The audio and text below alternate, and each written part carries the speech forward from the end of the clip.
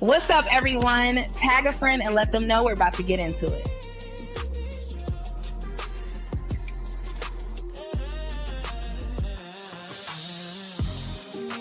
Welcome to the Speak Her podcast with your host, Camille Essick, the podcast where creators and innovators connect. Let's get started.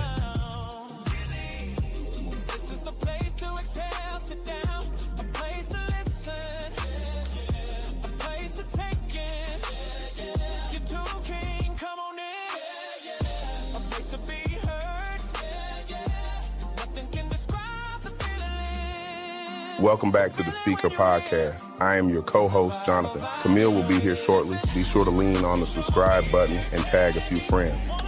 Hi, everyone. Welcome back to the show. Please share this and tag a friend who needs to hear this.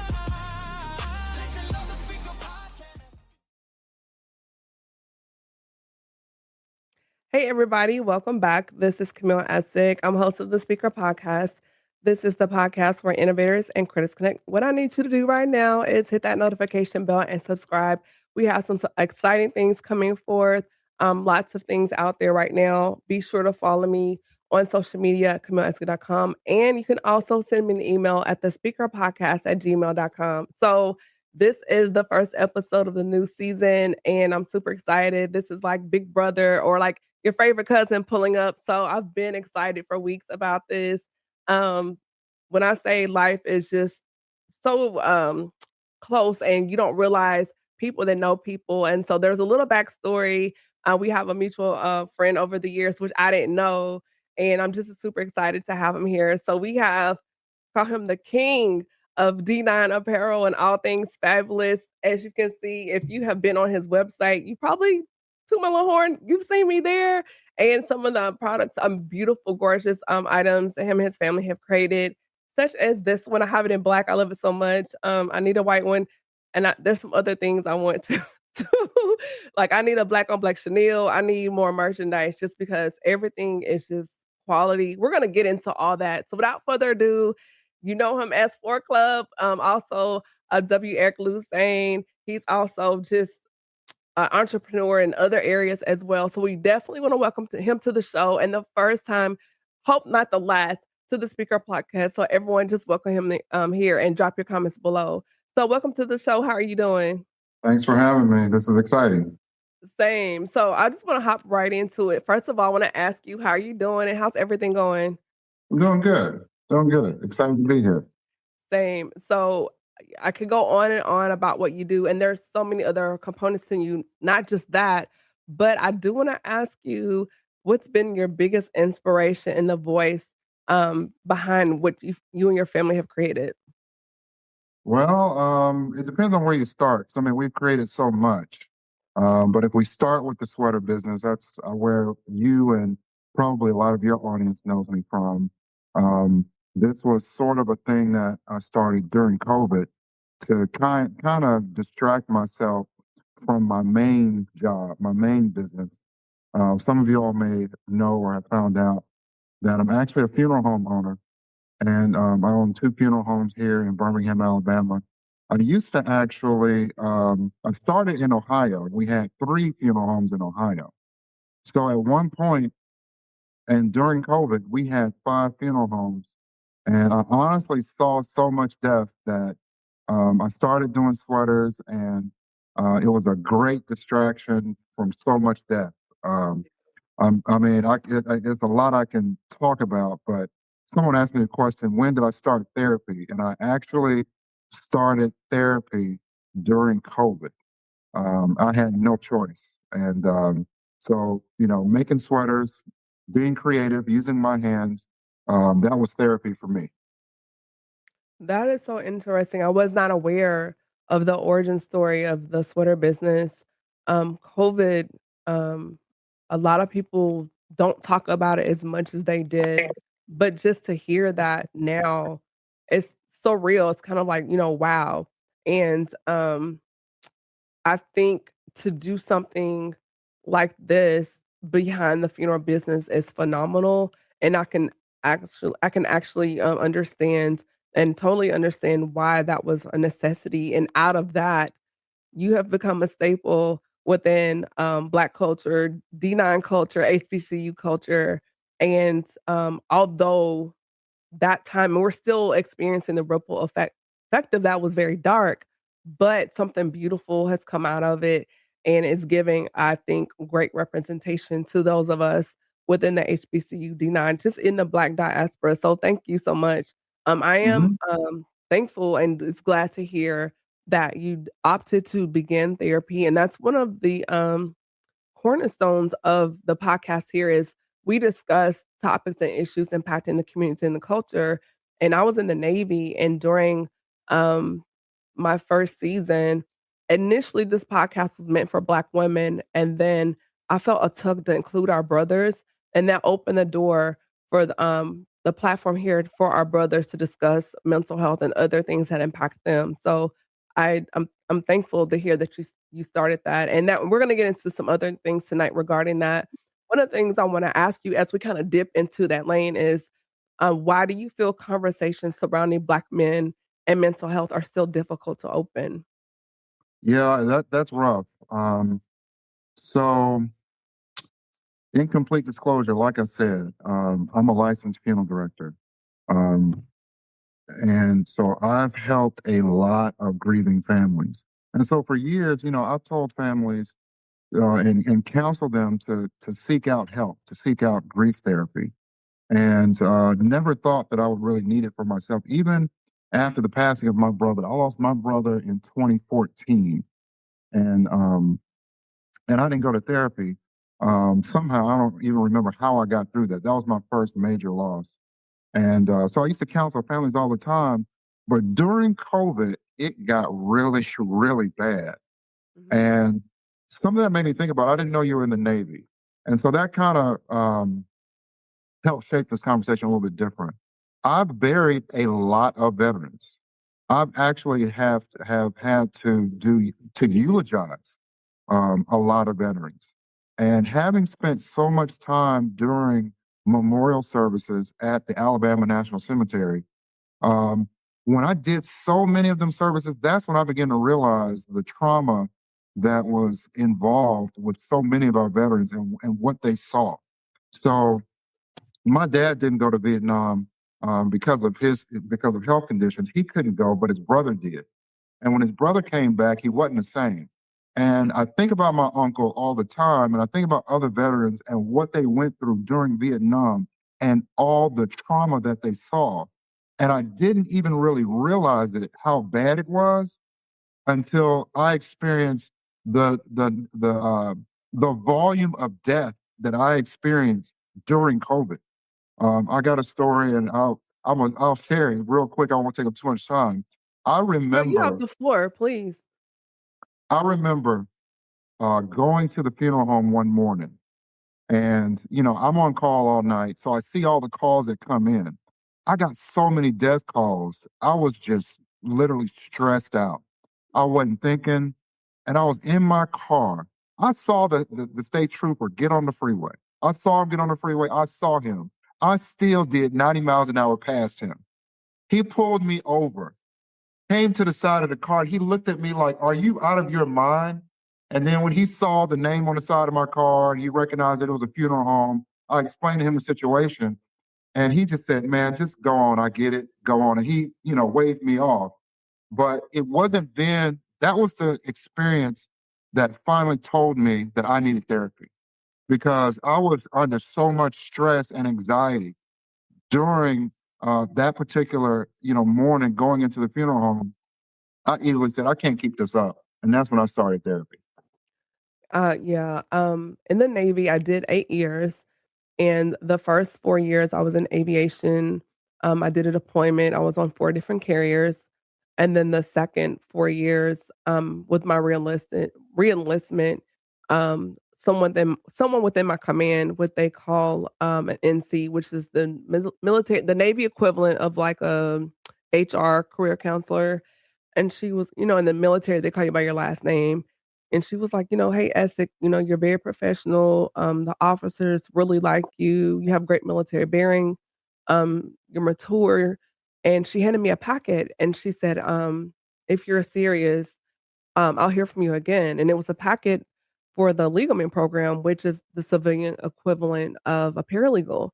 And so I fill out the package and everything, and they picked me up in what they call cross rating. So they hired me, and I ended up being a paralegal for the JAG out in California for the prosecuting attorney. And of course, with that, you end up working with NCIS and doing other things. And so in the beginning, it was great, and then, I started out in, like, family law, did that, and then I went across the hall to the trial office or the prosecuting attorney, and that's where I began to see various things, like, the sexual assaults and all that, and then one of my, last cases, hard case, a service member left a Glock 22 out, 3-0, found it, blew all of this off, she passed away, and they bring, of course, her autopsy photos.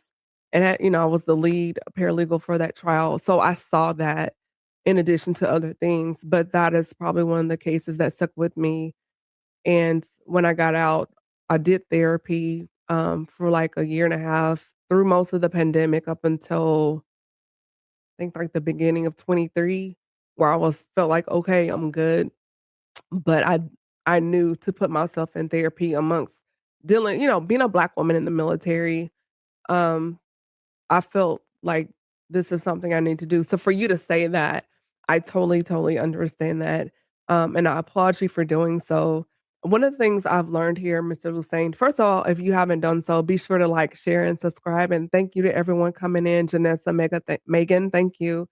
Um, Here in the podcast, speaking with several Black men, I've hosted panels, and one thing that I'm learning is a lot of our men within our community carry a lot of stress on their shoulders, being the provider, being a husband, going out into the world, just trying to make it home without dealing with the police.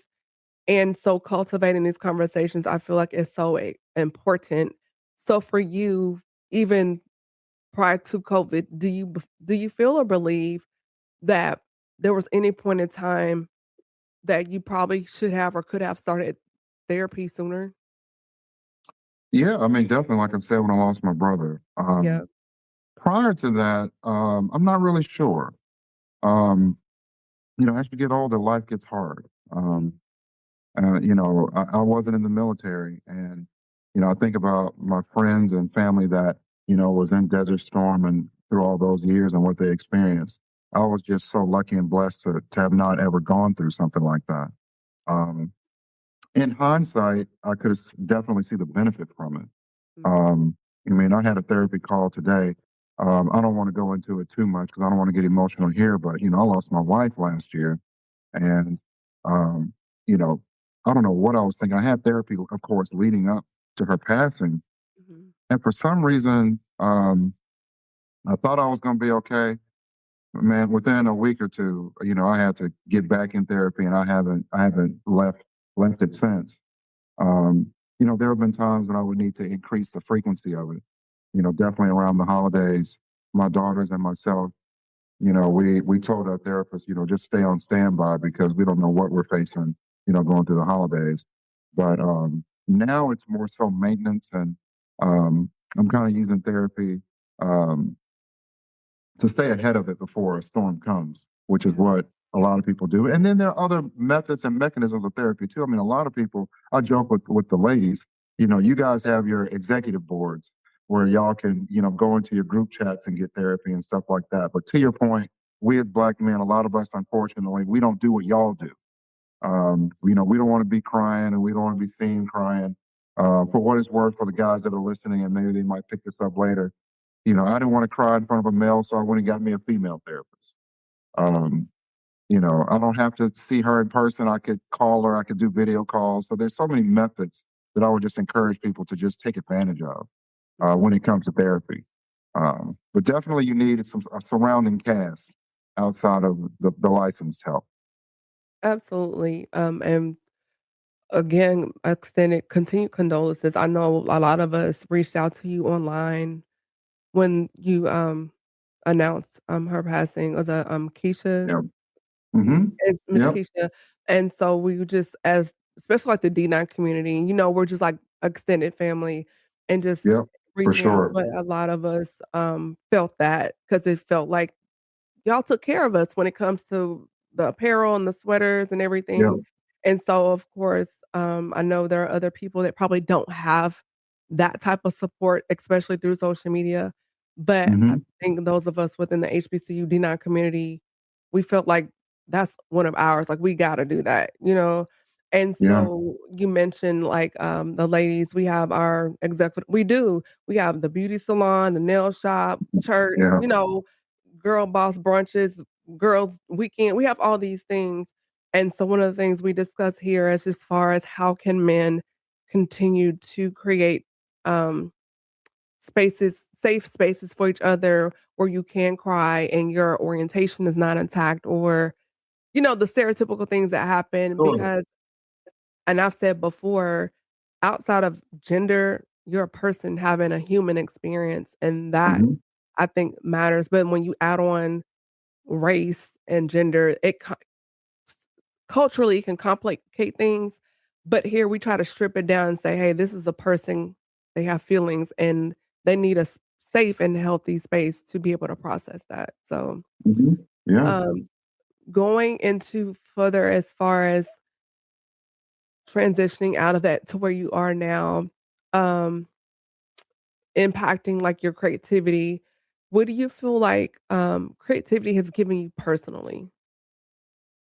Um, well, like I said, it's definitely, you know, creativity is therapy.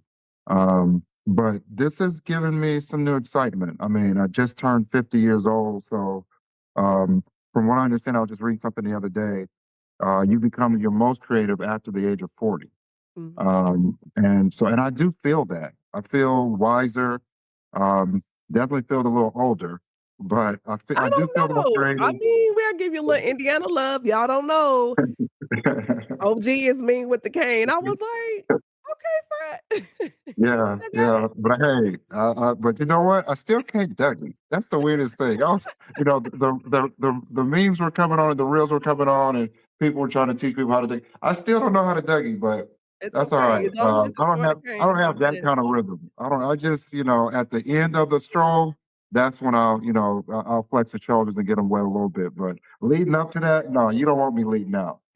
Um, but What's yeah, your no, number? Are you? Because I'm a the three. So what is create. your number? Oh, I'm 4 club, so you know, Okay, I'm a caller. 4 club. Yeah. Yes, I'm a Yep. three. 3 club. Yep. So Yep. Yep. you know, what threes and fours, we hold it down. So Yeah. Hey, you're my friend, so that's what's up. that's good. So I think creativity is therapy. One of the things I've learned to do here with podcasting, through the pandemic is putting myself on Hmm. sabbaticals. And so I Yeah. choose December, like, I do my last episode, and then I put myself on sabbatical. I'm a PK, I'm a church girl, so, you know, we do consecration in January. So everything Okay. gets shut down, I schedule all my posts, and then after that, that's why we come back in February, because I feel Okay. that, God is the best creative director, He is the best CEO, He is my HR Hmm. person, and so as a creative, and you know this, you pour out a lot, right? Yeah. And I think spiritually, even some of the things that we experience is tied to our giftings. And so you have to have that time to recharge, replenish, and restore. And so in those downtimes, coming back, it seems like the creativity goes to another level. But I definitely will agree with you Yeah. that Yeah. it is like our therapy, it's like our out. So how do you define success now in comparison to the beginning of your journey?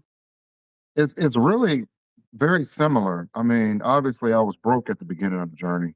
You know, I didn't have what I have now. But when it comes to business, I just like to see it work. I mean, don't get me wrong. Um, it being profitable is an indicator of how successful it is. But there's nothing about the joy of taking something from nothing and creating something. So that journey of actually seeing it work, of seeing, of seeing people actually, say that I want that. Um, that's the joy that I get from it. And I'll be honest, in a lot of my businesses, I don't want to say I lose interest after it becomes successful, but once it becomes successful, I mean, I keep trying to obviously take it further, but once it becomes successful, um, then I kind of want to do something else. And, I don't want to say the funeral business burnt me out, but, in going through, taking care of my wife and then losing her, I kind of needed to step away for a while. And to your point, I needed a sabbatical and, I'll come back. Thankfully, my staff is holding me down. I mean, they see me every day, but I'm definitely not as involved as I used to be. It was really too traumatic. In a lot of regards to continue because you're serving people and when they're going through something worse than you can have more compassion. When I saw that my level of grief was as competitive as theirs, then I had to strategically and smartly just kind of take a step back, because as I train my staff what they're going through, this person just lost their mom, so they're at the lowest point in their life, and we got to be patient with them. And so I just want to make sure that they get the patience that they need. And so that's why I strategically just kind of stepped back a little bit, made sure the resources were in place, and really have just really been pouring myself into creating some unique products that people can be passionate about. Yes. I think that is very commendable for you to even recognize in order for me to better serve my community and my target audience to pull back and to replenish, recharge, and refresh. So if you decide to step back in that capacity, you can do so as your best self. And that's Yeah, really good. And in terms of, and that's probably another episode as far as just the impact in what it means within the afterlife care industry and what it has meant as a component to the Black community. And that's probably a whole other conversation, but I don't think a lot of people yeah, realize yeah, even that um, area or field. It's just amazes me how we as a people from the beginning where your pastor or whomever blesses or christens you as a child and then all the way till that interment as far as services like that in the church is a cornerstone of our community and our culture. yeah, yeah. So I am a native of Nashville, Tennessee, and I went to MTSU. Okay. Yeah. And so full circle moment, people, just a little backstory. Um, I think I posted something of yours. It may have been 2 years ago, and my big bro Michi didn't know you knew Michi. And so Yeah. the backstory in Yeah. that was Michi and I went to the same church together.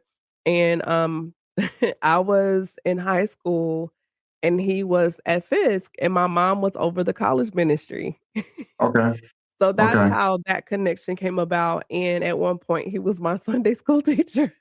That's crazy. Yeah. Yeah. So then full circle, um, what makes sense now, of course, you would know each other, you went to the same school, but just how Yeah. life is so Yeah. cyclical, so I think that's really dope, and so, the blue and gold, I love blue and gold for obvious reasons, but Sure. and a lot of people don't know about Nashville, so, of course, you hear about Vanderbilt and Mm-hmm. Lipscomb and Belmont, but on Jefferson Street, which is now, I guess, more like the Yellow Brick Road, you have Fisk, and then right across the street, there's Meharry Hubbard. I know, like, well, Mm-hmm. I know it as Meharry Hubbard, old school Yeah. Nashville, and then at the end of the street, there's TSU. So you can go Mm-hmm. down Jefferson Street and you have 3 HBCUs on one street pretty much, and it's like, where Yep. else do you hear about that? And Mm-hmm. so what did Fisk University give you that goes beyond education and great homecomings? Definitely great homecomings. You know what? I'll tell you a funny story before I get into that. I went to TSU's homecoming this year for the first time. What? I know. It's That's crazy. like, you're right, literally 2 blocks, No, but like, it's down I the don't. street. You know what? It's weird. It's so weird, and I made myself go because I've never been. So I'm from Birmingham, and a lot of my friends went to TSU. A lot, but I literally just stayed at Fisk the whole time. I didn't go down to TSU and party like some of the other kids did. 'Cause, But College Crib is, like, right there on the corner, yeah, a Key Line bookstore, which is like still there. Yeah, which yeah, is still there. I remember I needed a cap or umbrella, and I knew exactly where I could go get one. Walked yes, in there and and could then we get got our one. shea butter and our incense, from Akiba Line. Uh-huh. Yeah. So But yeah, I didn't go down to TSU too much. But I went to Fisk, and you know, I think my passion and my love for Fisk is so much because number one, because I met Keisha there. And Keisha and I, we started dating in my sophomore year. So we go back that far. And when I think about what Fisk has done for me, I mean, obviously it's gave me, an education, a great education. But, Fisk is small and it's family. And without Fisk, I just shudder to think that I wouldn't have met Keisha. I wouldn't have had my girls. I've got two daughters, and Fisk it gave me everything because if you can make it at Fisk, you can make it anywhere. I mean, Fisk it's small. It's hard. We don't have all the amenities that everyone else has, but the care It's that like being online. you say what? It's like being online. Fisk is being online. If you can make it there, that's just how it is. I mean, and then the professors took care of us. I still know my professors. I mean, and when I go back to homecoming, they're still there, and some of them are teaching my daughter. And my daughter is Alpha Beta. She's a Delta in the same chapter as her mom, the same club as her mom. I mean, and that's just how close knit Yeah. the school is. And I was actually shocked that she would want to go. Of course, I took her to Vanderbilt and to Fisk, and thinking that she wanted amenities and things. And when she was on Fisk campus, she's like, "There's no way I'd go anywhere else," and that really surprised me. Yeah. So she's in her senior year now, and she's about to graduate. Do you know Dr. Wallace? Dr. Kent Wallace, he is the one of the deans of physics at Fisk University. Right now, Yes. no, I don't know. I don't know too many of the current Okay. professors. Okay. Even a lot of the ones that are kind of still there, starting to retire off a little bit Okay. from when I was there. Gotcha. Cool. Yeah. Yeah, I remember. So high school, ninth grade, I did upper bound. That was a thing.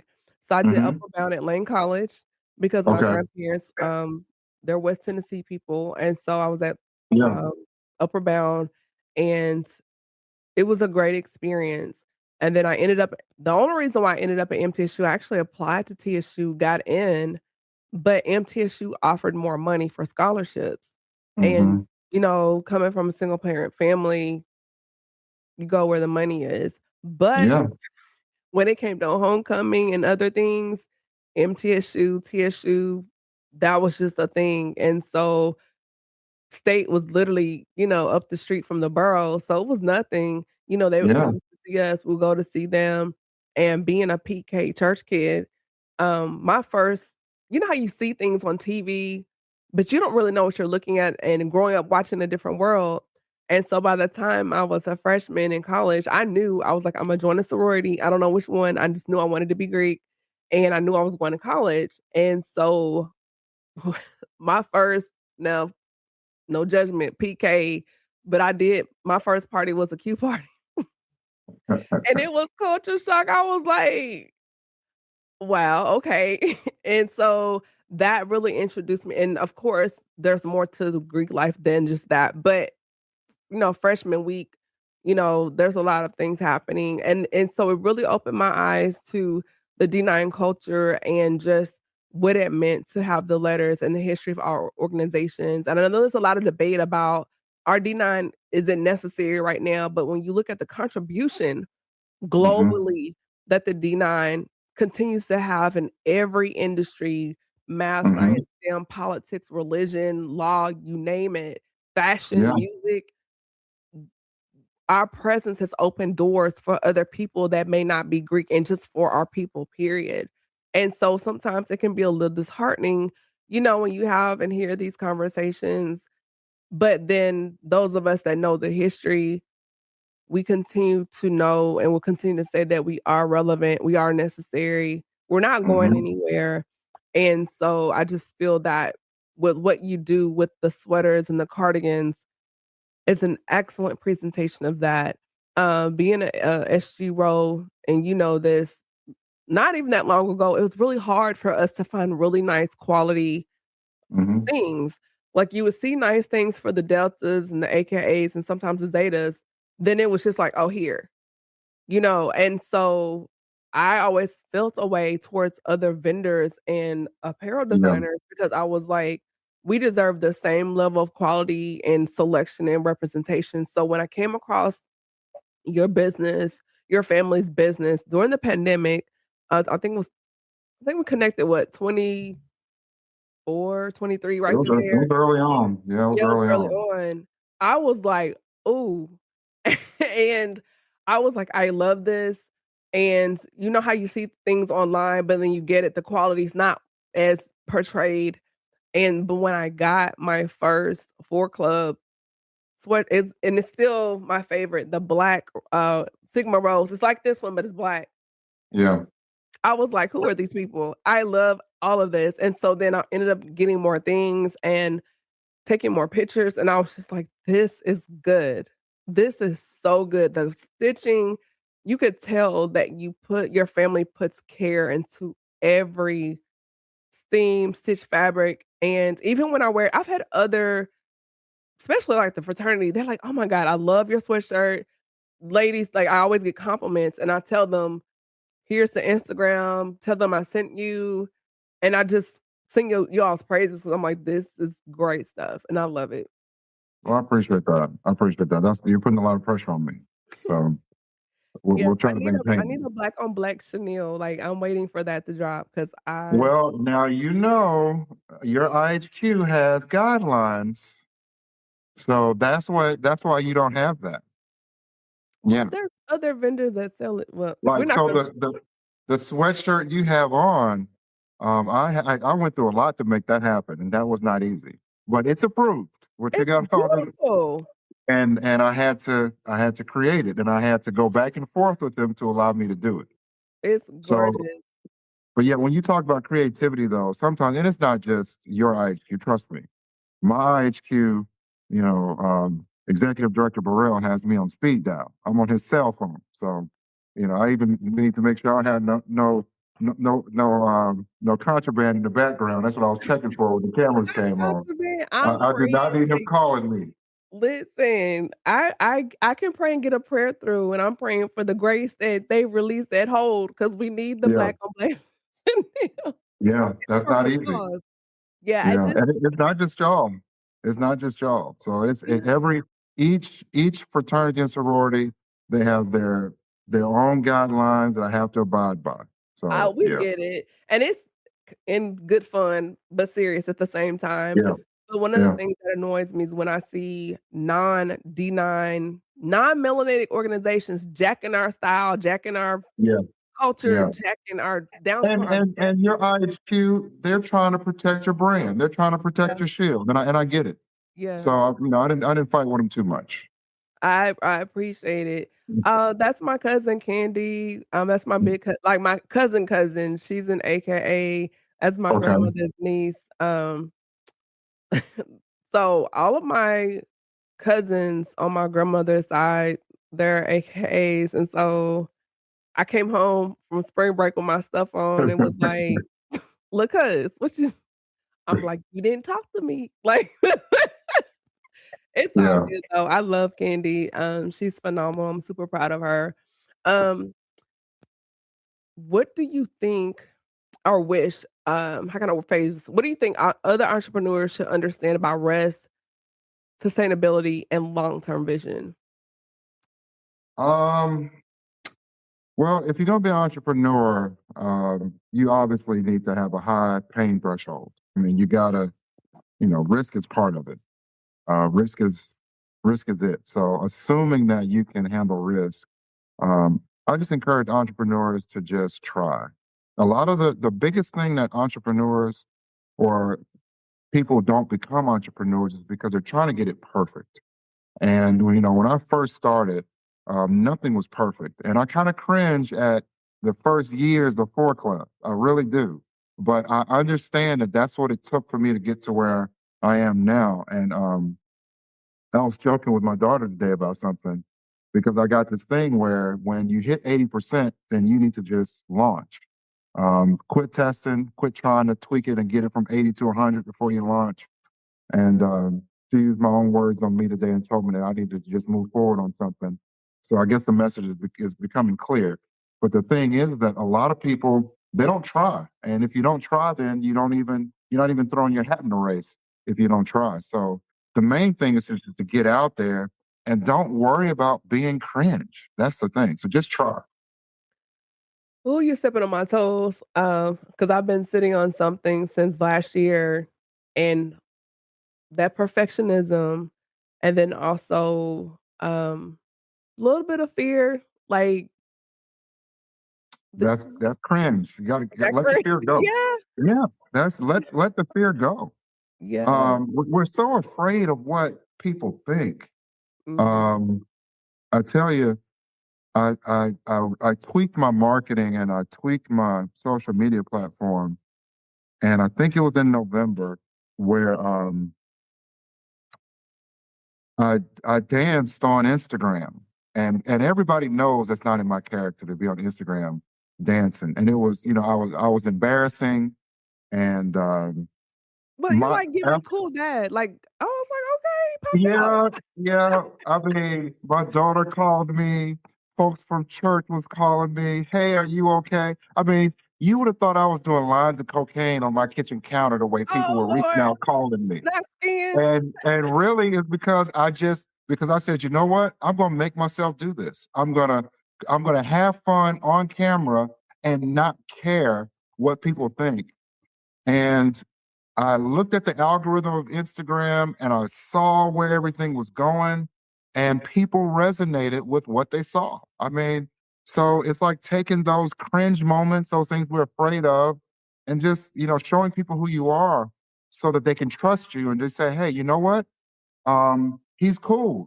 You know what? I think I can be brave enough to buy one of those sweaters and not be disappointed. And I know that he'll get it right because he's approachable. So these are some of the things that we just got to do. So yeah, I encourage you to get the 80% and launch. That's awesome. And I think one of the things when you get to that 80% in launch is when you begin to see the fruits of your labor.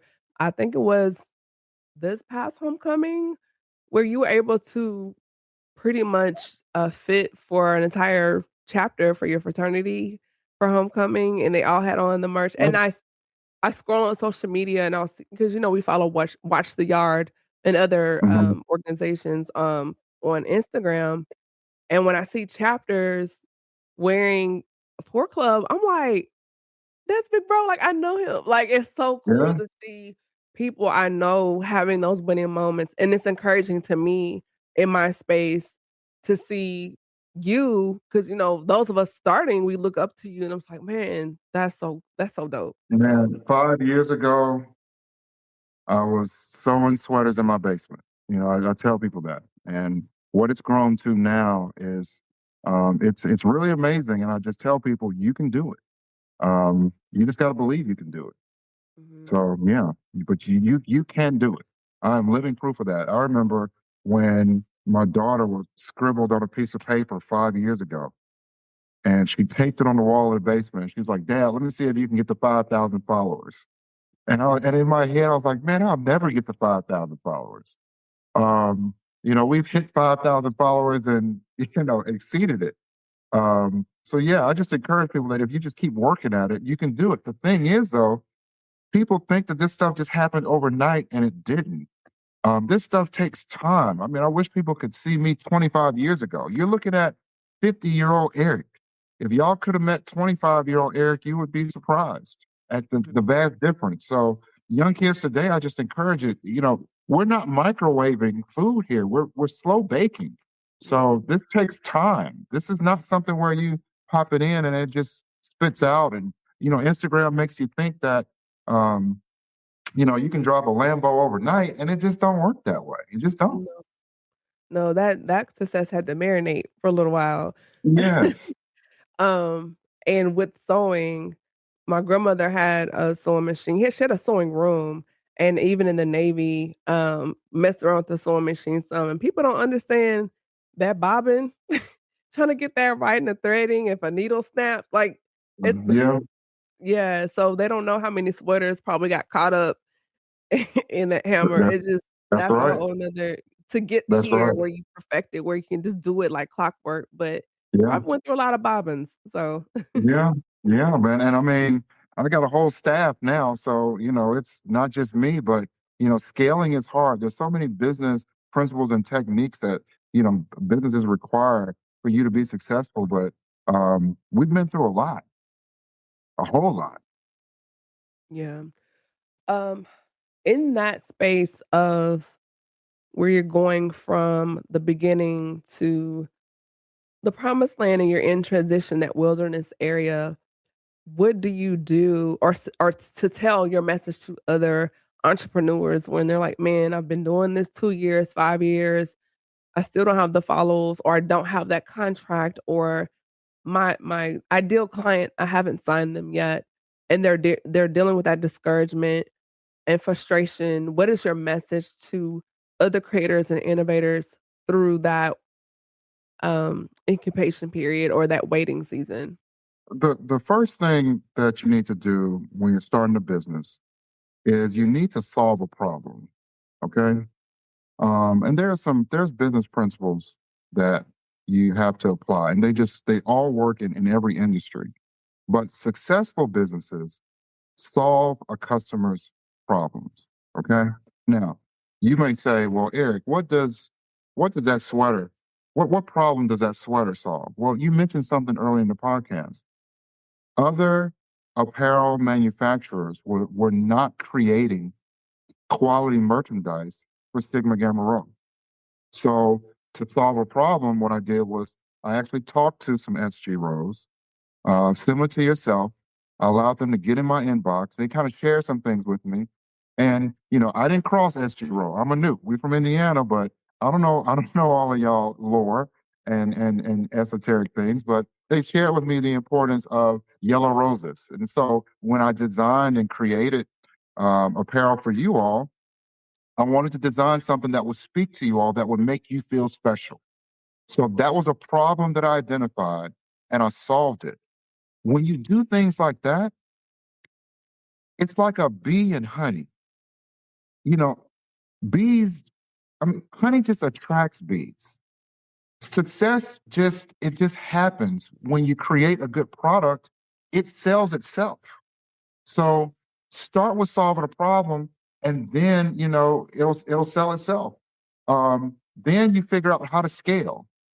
If I'm stuck sewing each and every one of these sweaters, we got a problem. I'm never going to be able to get it to you. So there are again, business principles of learning how to scale, learning how to source material, and then learning how to maintain a certain level of quality and service. All these things are important. So those are some easy business principles that I would share with anybody starting up. But if you solve a problem, you're gonna make some money. That's awesome. Um, and thank you just for sharing that. I think a lot of those of us within the community, there's a lot of gatekeeping going on. But on the other end, I feel that even what I've experienced is sometimes there's a sense of entitlement that just tell me, but no investment. Like I love what you do, but I've invested in the business as far as purchasing. Hmm. But at the same time, we've built rapport, and so I just feel that us as a community, um, support, we're always asking for a discount, a hookup, and that Right. can burn entrepreneurs when you dealing with Yeah. people, especially that are familiar with you and want Yeah. to throw we're all now we're cousins, but it's Yeah. just like um always support. I feel like love shows up even if through your dollar. Me personally, those of us that I've supported, like yourself, I've never asked for a discount or That's what right. can I just put some on it? No, if this is the price and I'm going to pay that because that is your price and there's costs and things involved. And so Yeah. my thing for those of us on this side is don't have that expectation of because I know them, I should get XYZ because I don't know the losses you've taken. I don't know the times you stayed up, lost sleep, the frustrations or people that try to scam you. So it's just like Yeah. if you value it And if it's good and you really care about that person, if you're a friend, whomever, bruh, sis, soror, support it for real. Swipe the card and, I just wish we would do better by each other and Yeah. don't go 3, 4, 5 years, you don't talk to somebody, and then when you have something, "Hey, can you sponsor an event for me?" We haven't talked in 2 years, but you want money, so it's just like, Yeah. we have to really master relationship and honoring those spaces and each other because that can open more doors. Yeah. Yeah. And on the flip side of that, as I talk to my staff, every sweater that we send out has got to be right, and we got to stand by it. Mhm. Because these people are spending their hard-earned money on something. They're trusting us, and Yeah. in our situations, if you got a probate, if you got homecoming or a classic, and you got to have it by a certain time, and you got your outfit laid out, counting on it. "Oh, And if my it kid don't wants arrive this." in time or something wrong, yeah, Yeah. my name is Mud. So I explain to my staff, we got to get this right every time, every Mhm. time.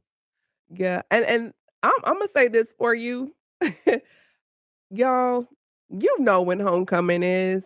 You usually have an idea of when probates are. Don't wait till 2 weeks You before know, you homecoming know, you know what black people gonna do. and You know, pressing my bruh and for a and you know sweater. what? And some folks get their feelings hurt. you know, Yeah, some people get their but feelings Imma hurt. say it so I'll take the bullet for this one. Don't do my bro like that, okay? Right. And it's in the season. I've had to, and people have told me that I'm gonna make a new reel. I've had to explain to people we sew every sweater according to the order. So like people think that we just gonna walk in the warehouse, pick up that sweater, and stick it in a bag and ship it to you. No, we don't make it until you order it. So like this sweater right here, I literally got about 50 different designs that goes on this sweater. If I were to warehouse each one of those designs, that would increase the cost and I would have the warehouse the size of a city football field.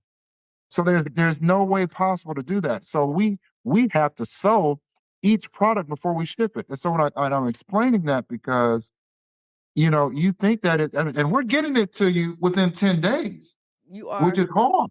Yes. So yeah, and it's just it's really challenging to do when it's not already sitting there already made. Yeah, but I just wanted to put that out to the people, to the community. Y'all take the pressure off my brother because they work hard over there. Appreciate it. I appreciate it. I appreciate it. My staff appreciates it. Absolutely. Shout out to the staff. Hey, staff. Yep. Yep. One more thing. Message to younger Eric. What would one of those messages be? Oh boy. Um, I know. I would tell young Eric to keep going. You're on the right track. Um, I mean, I'm a believer. God has definitely the way God has blessed me. I could not the way the way he did it, the way he does it. I can't take credit for it. I'd love to tell people I'm all of that and I did this by myself and I'm self-made. I would love to say that, but I can't because just the way he led me from when I was in my 20s to here, I never would have saw this. Never in a million years could I have told you that. Um, and it's a good feeling to know um, that I can still hear his voice. So I'm excited to say that. That means don't get me wrong. I know I got some work I need to do, but it still feels good that he still talks to me and I can hear him. So I would just tell my younger self to just continue the prayer, continue the daily devotion, and stay focused. And keep listening to him lead and guide you. That's so good. And one more thing, I remember at the beginning of the conversation, you stated that you started this during the pandemic and that you turned 50. So for those of the listeners out there that are 40 and up and feel like it's too late, I ran out of time, I'm too old, what do you say to No, that? no. Some of the biggest businesses and biggest brands were created by people in their 40s and 50s. I think Warren Buffett, um, he didn't become a billionaire until he was 50. He made a, he became a millionaire in his 40s, but you know, a lot of business owners, and I can't, my mind is drawing a blank right now, but a lot of business owners didn't even start out. I know the Kentucky Fried Chicken didn't start till he turned 50. Samuel L. Jackson didn't get his first major role till he was in his 40s. There's so many examples of people. In no way do I feel like my life is over. I feel like I'm coming out of halftime in this third quarter. I've only played 2 quarters, and God willing, I got 2 more quarters to go. So this is Jordan Game 6 coming out of halftime. We ready to go. I like that. We gotta have you back on the show. This is good. I feel like you have more to give us, but we want to respect your time. But before we begin to wrap things up, just one more thing. Before we wrap up, what are your key takeaways from our conversation, and where can our listeners find you on social media? Yeah. Well, my social media is W.E. Lusain. You definitely can catch me on there. Facebook too, W.E. Lusain. Key takeaways? Man, there's so many. I mean, we talked about therapy. We talked about creativity, the healing power of creativity. We talked about what it means to be a successful business owner. So many things. Faith. We talked about faith, and yeah. So those are my key takeaways. Yours? Oh, I've never had a guest ask me that before. I guess from the conversation, key takeaway from this to the audience and listeners. Number one, to my brothers, you're not less than if you express your emotion and your feelings. Black men need therapy too. I'm a church girl, I'm saved, but we can have Jesus and a therapist. I always say a therapist is just like pastoral care for your mind. It's never too late. You're never too old. One thing I got from you is get over the cringe, take the leap, jump off that porch and do it. And more importantly, I hope that you all got something from this conversation. I want to say thank you so much, Eric, for taking the time out of your busy schedule just to open up and talk to us. I'm so excited that you stopped by here with me to kick off the new season of the podcast. It is beyond an honor. And so I've been nervous and excited because I was like, I hope I get this one right. So I hope that you did enjoy this conversation. No, this was good. Yeah, this was great. And to have you back again. If you will have us, we would love to have you back in the future. And so just a moment. Everybody, thank you again. I hope that you got something from this conversation. Be sure to follow me across all streaming platforms. We have some new things coming out. Be sure to follow me and subscribe to my website at CamilleEssick.com. Tune in next week. This is February. So returning back will be Pam and Byron Dixon. We're going to continue our conversation on love and marriage. That is a conversation you don't want to miss. And I'm so excited to have you. To catch the lineup to see who else is coming, be sure to follow me on Instagram. Hit that notification bell and subscribe. You all be blessed. Good night, and I'll see you in the next one. Bye. Wow. What a conversation. I hope you got something from tonight's episode. If you missed tonight's convo, no worries. Just catch the replay on YouTube and be sure to like, share, and subscribe. Keep the Speaker Podcast ad-free. Scan the QR code and buy me a coffee. Your support keeps us ad-free as we continue to bring you conversations impacting the community and the culture. Thank you for tuning in to another episode of the Speak Her podcast. Be sure to follow Camille on Instagram at Camille.Essick, Facebook at the Speak Her podcast, or www.CamilleEssick.com.